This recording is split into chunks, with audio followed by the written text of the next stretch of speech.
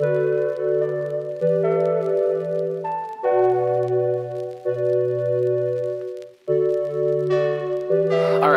Yari's bumper keeps falling off, so we're gonna go ahead and install these temporarily until we figure out something else. Or maybe permanently, I don't know. They look pretty cool.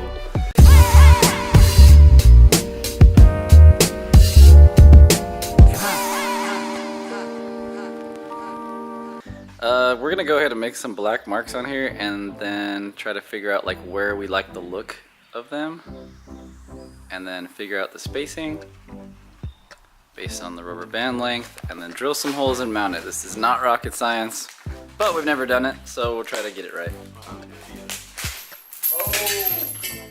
Oh, Yari.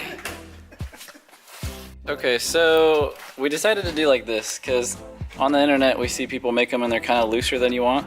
So we decided to screw it into a piece of wood to determine like our length, and hopefully that'll make it fit better on the bumper if we do that distance apart. So basically gonna measure the distance between the two screws on center, which is about 2.5 inches, and we're gonna go drill the holes 2.5 inches, and that should be plenty tight.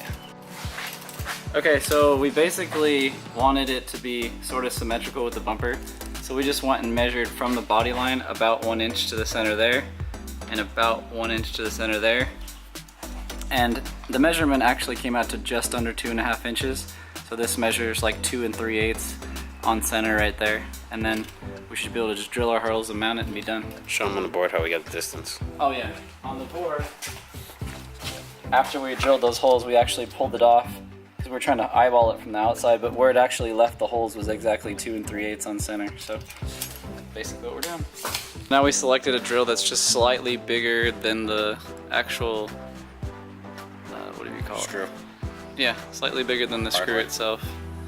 And now we are going to drill it.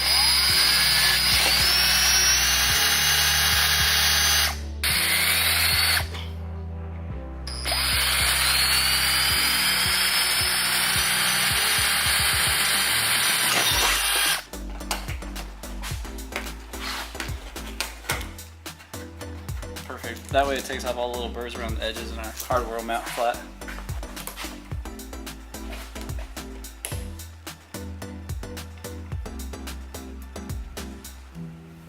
Tighter. Perfect. Alright, let's see if it fits. Perfect. Hey, that's exactly what we like to see. Like nice and straight, plenty tight, but not overly tight where it's like pulling the bumper the wrong way. That should be pretty good. Got the second one on using the same measurements. Basically measured like 1 inch up and 1 inch straight down. I'd say the tightness is like perfect, identical on both sides. Like nice and straight, not like loose so it has room to bounce, but nice and tight. Everybody pointed out if you wanted to, you could crisscross it to make it a little bit tighter on later on. So yeah, if we needed to make it, if these got like stretched out after a while, we could cross them. Cool, all done with that. No more saggy falling off bumper problems.